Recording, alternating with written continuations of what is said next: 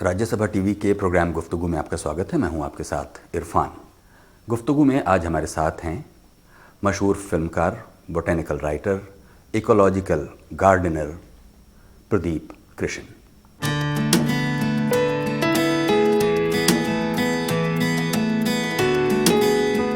Pradeep Krishen botanical gardener और ecological writer हैं।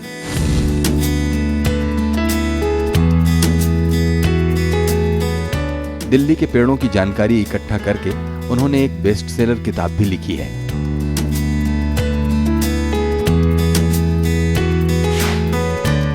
दिल्ली में पैदा हुए प्रदीप कृष्ण ने अपने करियर की शुरुआत दिल्ली विश्वविद्यालय में इतिहास के प्राध्यापक के रूप में की थी, लेकिन जल्द ही वो फिल्में बनाने लग गए।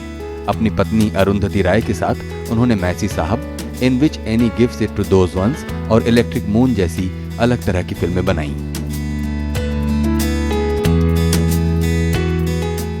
जबकि बरगद नाम का टीवी सीरियल अधूरा रहा। स्वागत है प्रदीप जी, बहुत बहुत प्रोग्राम गुफ्तगू में। सबसे पहले हमको ये बताइए, लेक्चरर के तौर पर दिल्ली यूनिवर्सिटी में शायद हिस्ट्री पढ़ाना शुरू करने के बाद ज़िंदगी का ये सफ़र किन बड़े पड़ावों से होकर गुजरा? 5 साल गुजारे हमने रामजस कॉलेज दिल्ली यूनिवर्सिटी में हिस्ट्री पढ़ाते पढ़ाते। छोड़ने से कई साल पहले मुझे लगा कि मैं हिस्ट्री प्रोफेसर नहीं रहना चाहता हूँ, और फिल्म बनाने की ख्वाहिश ज़रूर थी, लेकिन रास्ता दिख नहीं रहा था कि किस तरीके से मैं उस प्रोफेशन में घुस पाऊँगा। और इत्तेफाक से मुझे डॉक्यूमेंट्री फिल्म बनाने का मौका मिला 1975 में। एक छोटे से टेलीविज़न संस्था थी जिसका नाम था टेलीविज़न न्यूज़ फीचर्स, TVNF। एक साइंस फीचर नामक सीरियल बना रहे थे दूरदर्शन के लिए। प्रोग्राम बनाने का तरीका ये था कि हम लोग शूट करके, एडिट करके 60 मिलीमीटर फिल्म को भेजते थे, और एक रिटन टाइम्ड स्क्रिप्ट फिल्म के साथ जाती थी, और हर एक केंद्र में फिर अनुवाद करके, ट्रांसलेट करके ये फिल्म फिर निकलती थी। क्या सब्जेक्ट्स होते रहे होंगे उन फिल्मों में? इसका जो लक्ष्य ये था कि हम पॉपुलर साइंस प्रोग्राम्स बनाएं। 3 साल के दौरान में 77 फिल्म्स बनाई। Subjects ranging from the exploration of the moon rocks to the crystal structure of glass, to Why Birds Sing. We made a 3-part series called Why Birds Sing. It was a wonderful learning experience. यहाँ पर लेकिन एक सवाल दिमाग में उठता है हमारे कि एक हिस्ट्री का लेक्चरर फिल्म बनाने की तरफ बढ़ता है, और ना सिर्फ बढ़ता है बल्कि ऐसे सब्जेक्ट्स पर फिल्म बनाने लग जाता है जो आम चलन में नहीं हैं सब्जेक्ट्स। तो फिल्म बनाने का कहीं से आपके अंदर शौक़ पहले से था, या कहीं से आपने कोई ट्रेनिंग ली? असल में लेक्चरशिप छोड़ने से 2-3 साल पहले मैंने ये तय कर लिया था कि मुझे फिल्म्स बनानी है। सेकेंड वर्ल्ड वॉर के जो फ़ोटो जर्नलिस्ट थे वो एक कैमरा यूज़ करते थे जिसमें टरेट लेंसेज होती थी, और एक वाइंड अप सिस्टम था, मतलब उसमें बिजली से नहीं चलती थी, तो आप वाइंड करो तो आपको 17 सेकंड का एक शॉट मिलता था उसमें। तो वो मुझे कहीं इत्तेफाक से कहीं किसी एक दुकान में मिली, और मैंने 900 रुपये में ख़रीदी उसको, और उसमें 16 मिलीमीटर ब्लैक एंड वाइट, मतलब ब्लैक एंड वाइट कलर भी यूज़ कर सकते थे, लेकिन मैं सिर्फ black and white film afford कर सकता था। तो वहाँ से शुरू किया हमने। उस कैमरे पर पहली फिल्म आपने क्या बनाई? मेरे ख्याल में 75 में आनंद पटवर्धन के साथ मैंने जेपी के गांव जाके कुछ उनके लिए कुछ शूटिंग करी थी। Waves of revolution. In 100,000 villages, sorrow casts its shadow. But in the houses of the rich and the government class, the full moon is smiling.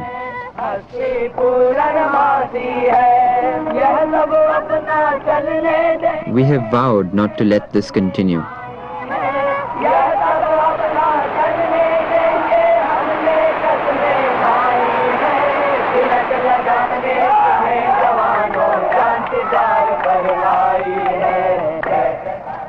At the call given by Jayaprakash, the youth has awakened. The youth has awakened.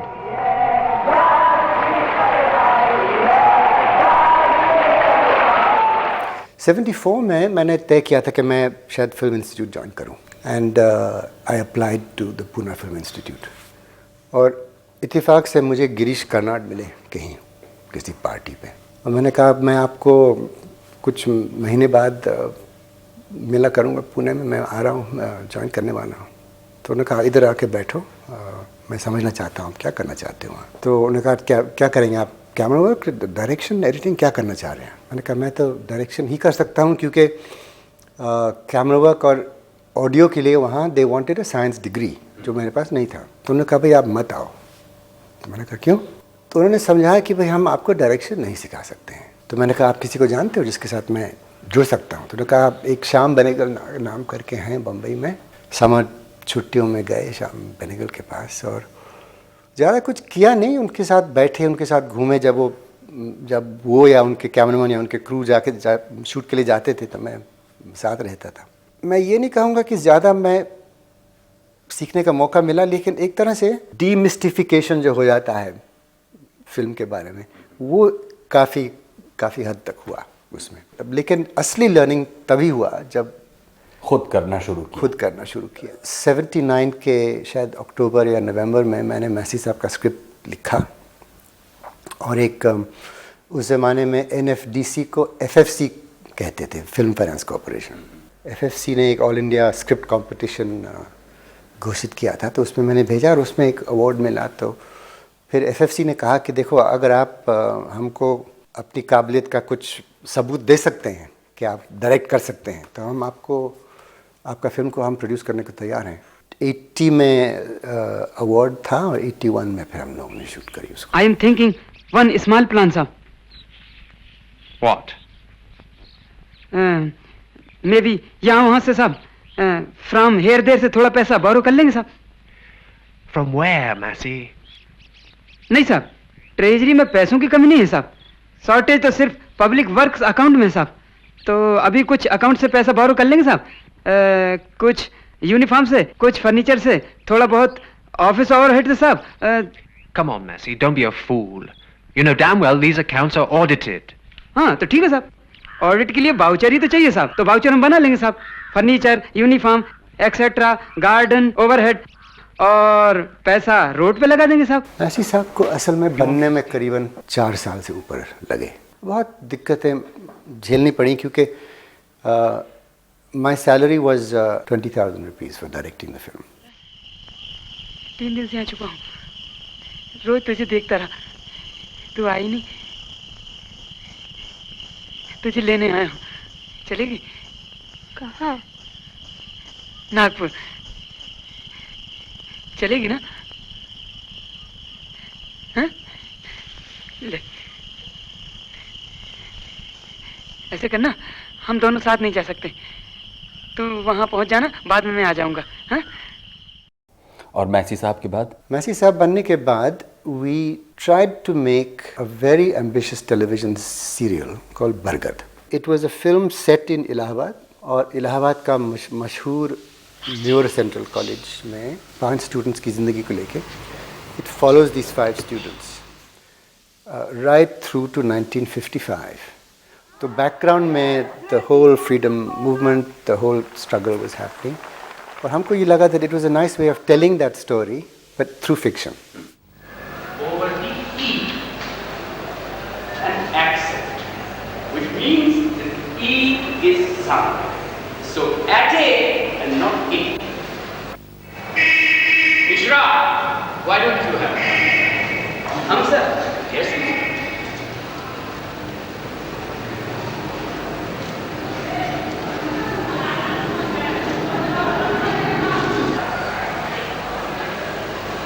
And Caesar sir? Come on. And Caesar's spirit, ranking heart, revenge with artillery, side, gun, heart, ram, help cell in these And Arundhati Roy, this was her first script. Very interesting cast. और after shooting for about 7 months ये production रुक गया। तो एक तरह से 3 साल और हमको लगे without having a नतीजा at the end, you know, that was a big problem. लेकिन इस दौरान Bhaskar Ghosh had become the Director General of Doordarshan. He had tried to help to revive Bhargat because उनकी जानकारी में थी वो the script and the project he knew about, लेकिन उनसे नहीं हो पाया. But then he offered us, he said, why don't you write a script for a feature film for Doordarshan? और उन्होंने उस वक्त मेरे ख्याल में 3 फिल्म्स को कमीशन करी. One was by Aparna Sen and one was Gautam Ghosh, I think, and one was Bhaskar Ghosh ने कहा, why don't you make a film about yourself? तो हमने पूछा, what do you mean? You know, he says, but you know, हम लोग जिस तरह से बात करते हैं, हम लोग जिस तरह से कॉलेज में बात करते थे, nobody makes a film about this class of people. So we said, can we make a film about the way we were in college? But can we explore the subculture that we belong to in university? And he said, yes, sure. तो बहुत छोटे अरसे में, I think it took us about 11 months from the start of script writing, which Arundhati wrote, because she studied architecture in the School of Planning and Architecture. So she wrote a script about her time at the SPA. 11 months के अंदर we finished the film and we sent the rough cut to Bhaskar Ghosh. And it was a very irreverent film about students. There was nothing ideal or adarsh about these students, but they were real. They felt gritty, and and the language they spoke. A lot of her energy and my energy went into being able to speak like people actually spoke. क्या माल है? Hello sweetheart darling, how are you? बच्ची बदतमीजी करती है, police को बताऊंगा. इधर आ, इधर आ, इधर आ, इधर आ, इधर आ, भागती कहाँ? इधर आ, बताऊं तेरे को. मजा आएगा आज. सुना है नहीं, यमदूत को अपोलोजाइज करने वाला. क्यों छापा? You don't know. ये अपने आप को आर्किटेक्ट कहते हैं. Exactly what your father said. Exactly how much you. But yeah, in 68, when Nani was in the 3rd year, someone defied him to go and piddle next to Yamdoot in a staff box. Not only piddle, but look over the side at Yamdoot's. The bugger went and did it, imagine. If it had been me, I would have been so fun. My piddle would have bloody evaporated. Really? What do you mean, really? As though yours wouldn't.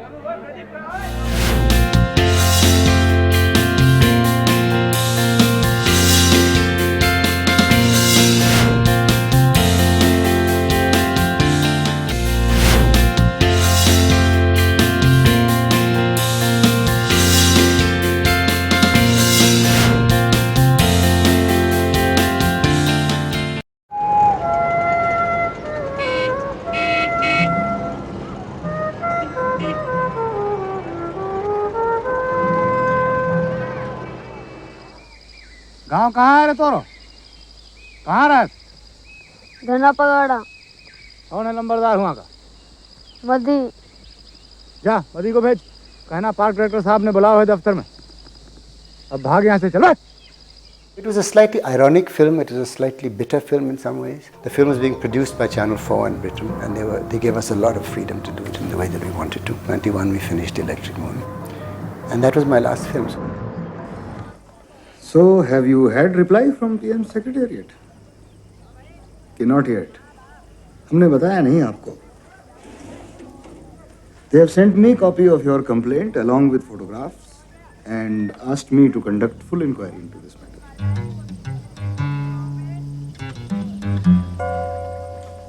Pradeep ji, ये जो करीब 20 साल का अरसा है जब आप फिल्मों में काफ़ी एक्टिव रहे, लेकिन जब आपने इलेक्ट्रिक मून ख़त्म की, उसके बाद फिर आपने वापस फिल्मों की तरफ मोड़कर नहीं देखा. इससे ऐसा लगता है कि इसमें एक स्टेटमेंट, एक जजमेंट कोई इन्वॉल्व है कि आप फिल्मों को वापसी की दुनिया नहीं मानते. मेरे लिए जो अल्टरनेटिव था वो या तो ये था कि मैं दूरदर्शन या NFTC के साथ दोबारा फिल्म बनाने की कोशिश करूं, और दूसरा अल्टरनेटिव ये था कि मैं बम्बई जाऊं and I try and raise money with in some semi-commercial way. तो एक दिन ऐसे आया when I said, you know, I think I'm ready to cut myself free from cinema. और उसके बाद मैंने पीछे मुड़ के नहीं देखा कभी. I left it. और जब फिल्मों से आपने फिल्मों को अलविदा कहा, उसके बाद फिर आपने क्या शुरू किया और क्यों शुरू किया? For about 2.5 years मैंने चाहा कि मैं ecological planning के क्षेत्र में I wanted to learn about it and to practice it. और पचमढ़ी एक जगह है, छोटा सा शहर है मध्य प्रदेश में. I was living in Pachmarhi at the time. I wanted to make a plan for that area because बहुत सुंदर है, बहुत unspoiled था उस ज़माने में. और उस दौरान I became very interested in forests, in jungles and in trees. और हमारे जो neighbor थे, he was a forest officer. तो हम लोग जब जंगल पैदल जाया करते थे, he would always teach us about the trees. I think it was 1993 or 1994. हम लोगों ने ये decide किया था कि हम एक साल के अंदर we wanted to learn as much as we could about the trees, the native trees in the jungle of Pachmadi. I think there are something like 110 species of trees. तो इन 110 जो प्रजाति पेड़ों की जो थी जंगलों में, सारे तो हम नहीं जान पाए, but एक साल के अंदर we probably got to about 80-85 trees. मेरा ऐसा कोई इरादा नहीं था कि मैं पेड़ों के बारे में लिखूंगा. It was just a hobby. लेकिन यहाँ scientific floras मौजूद हैं. हर इलाके के लिए there is a scientific flora. और scientific flora को पढ़ने के लिए all these floras are written in scientific language, botanical language. और ये जो botanical language है बहुत ही मतलब specialized language है, और आप मेहनत नहीं करेंगे तो you cannot understand this language. So the first thing I had to do was to learn how to decode the botanical jargon, if you like, you know, of these books. So because I'm that kind of person, एक बार जब कुछ चाहे आप hobby हो या कुछ भी हो, you know, you get into it, you know, you go after it. And then I had my forester friend who was there to actually in the field practically show me कि साहब this is a bija, this को Pterocarpus marsupium बोलते हैं, इस तरह के soil में उगता है. So it was a very nice transition into learning these things, both in the field plus theoretically. It took me another, I think, 4 years after that to decide to write a book. मेरा जो self education था botany में वो तभी शुरू हुआ.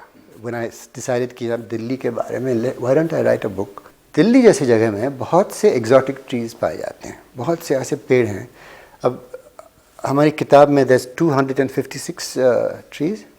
256 में से I think native trees, Delhi के natives जो हैं करीबन 40 होंगे, और Indian trees maybe about 140 trees. So about 110 trees are actually exotic trees from other parts of the world.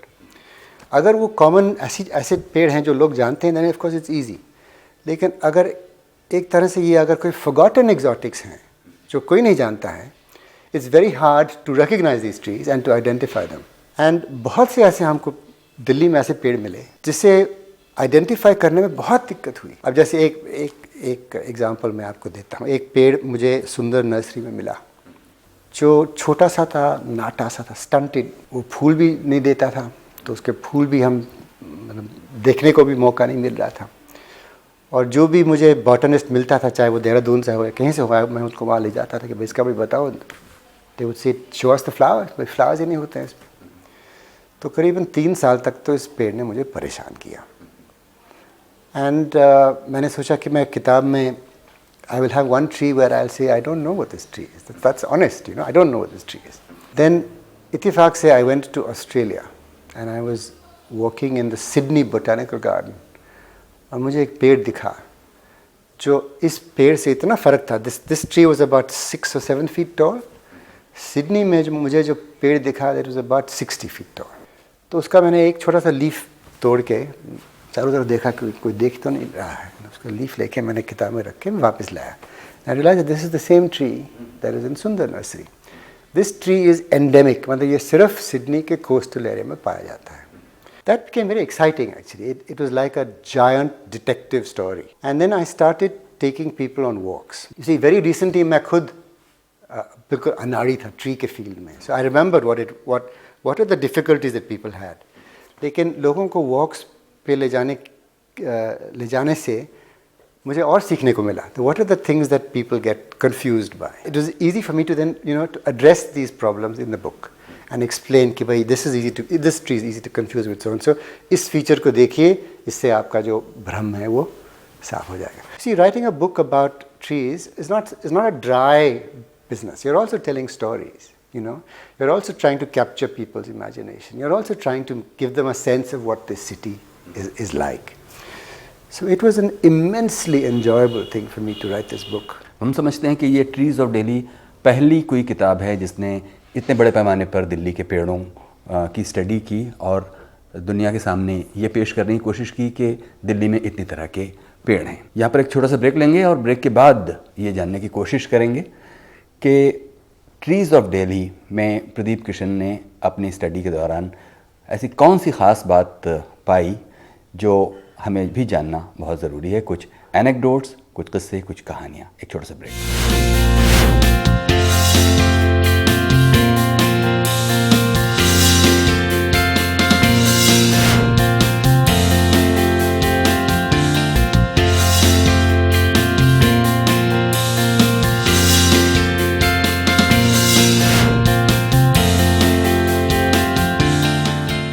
Break के बाद एक बार फिर से स्वागत है. हमारे साथ हैं प्रदीप किशन, जिन्होंने trees of Delhi a field guide नाम की किताब लिखकर दिल्ली के नेटिव ट्रीज़, नेटिव पेड़ों के बारे में जिस तरह की जानकारी दी है. नेटिव ट्रीज़ जब कहते हैं प्रदीप जी आप, तो इसका क्या मतलब हम निकालें? These are trees that grow naturally in this इलाका. अब जैसे दिल्ली जैसे इलाके में बहुत से ऐसे नेटिव ट्रीज़ होंगे जो विलुप्त हो गए हैं और आसपास के इलाकों में जाके it's possible to see that हाँ ये this tree is probably once native to Delhi, लेकिन अब वो वहाँ नहीं रहा है. My guess would be that Delhi has something like 100 odd species of native trees, जिसमें से about 40 are still available in this city. या तो सेमी वाइल्ड एरियाज में जैसे रिज जैसे इलाकों में, या बिल्कुल एजेस में forgotten trees जिसको कहते हैं. एक तरह से जो मैं एक बात पे जोर दे रहा था इस किताब में, I wanted to alert people to the fact that अगर आप नेटिव ट्रीज़ की तरफ थोड़ा सा अगर आप ध्यान दें, you can avoid a lot of the mistakes that people make when they plant trees. For example, Delhi का वाटर टेबल गिर रहा है. For a tree to grow naturally in Delhi, whether it's in a street or whether it's in a garden, उसके roots अगर पानी तक नहीं पहुंच पाते हैं, that tree will die. So the tree needs to be adapted to grow in this mahal, this soil, this temperature regime, this moisture regime. नहीं तो it's not going to survive. दुनिया के कुछ ऐसे देश हैं जैसे ऑस्ट्रेलिया है, वहाँ तो कानूनी तौर पे they make it compulsory that any trees planted along the roadside or any trees planted in parks, in Sydney for example, have to be native not to Australia but to New South Wales, just to that state. And इसका reasoning ये है that if a plant is native, then for millions of years it has evolved to get used to those conditions. तो कुदरती तौर पे it will live there happily without needing extra पानी or extra nutrients or extra खाद or anything else. That for me is very, very important to look at. So I've been trying to tell the NDMC and the MCD that look, think more of native plants, because if you put in a plant that is a thirsty plant from another, supposing the plant is from the sub-Himalayan area, from Kumaon, let us say, and it's used to heavy rainfall, यहाँ आके क्या करेगा? You know, it's like bringing a polar bear to a zoo, और फिर आप उसके zoo के पिंजरे में you have to air condition the, you have to give him ice blocks in the पिंजरा to keep him alive. That doesn't make sense. जो development का मॉडल है हमारे यहाँ, उसमें बहुत सारी दूसरी चीज़ों के साथ साथ जो फ्लोरा फौना है उस पर भी एक तलवार सी लटकती रहती है. अगर आप सिर्फ दिल्ली मेट्रो कंस्ट्रक्शन के बारे में देखें तो उसमें नहीं मालूम कि कितने पेड़ काटे गए, ज़ाहिर है कि उतनी संख्या में लगाए भी गए होंगे कहीं, लेकिन जो काटे गए उनकी कीमत तो हमने अदा की ही. जब आप बोटेनिकल गार्डनर के रोल में जब देखते हैं एक शहर में विकास के इस मॉडल को, तो आपको क्या लगता है कि सचमुच फ्लोरा फौना की वैसी चिंता, वैसा कंसर्न अथॉरिटीज़ का और सोशल एनवायरनमेंट में वो सेंसिटाइजेशन है? असल में मैं समझता हूँ that it should be the politicians' jobs to actually direct these people and tell them कि देखिए आपको सड़क अलाइन करना है. You don't need to work with straight lines. अगर if there's a temple or a mosque on the way, तो आप उसको destroy नहीं करेंगे. You have to give trees also some sanctity. Sometimes it is not possible to save a tree. That's वो अलग बात है. लेकिन जिस बेरहमी के साथ ये लोग सैकड़ों पेड़ों को sacrifice किया इन लोगों ने, it's horrible. It's horrible to see. I think a lot of people have been able to understand more about how trees work in this city through the book, and I'm very happy for that. यहाँ पर एक और सवाल उठता है, इंसानों से ज़्यादा दिलचस्प पेड़ हैं जिनकी तरफ जब आप गए तो फिर अब वहाँ से वापस आने का अब दिल नहीं कर रहा है. एक तरह से फिल्म बनाने से काफ़ी मेल खाता है. You know, you're telling stories. You've got a production department. You've got you know the creative skills that you employ are very very similar to making a film. लेकिन मुझे बहुत ज़्यादा मज़ा आता है इसको करने में. I hope I can go on doing this as long as I have strength in me to do it. बहुत बहुत शुक्रिया प्रदीप जी, आपने हमारे लिए इतना वक्त दिया. बहुत बहुत शुक्रिया. Thank you.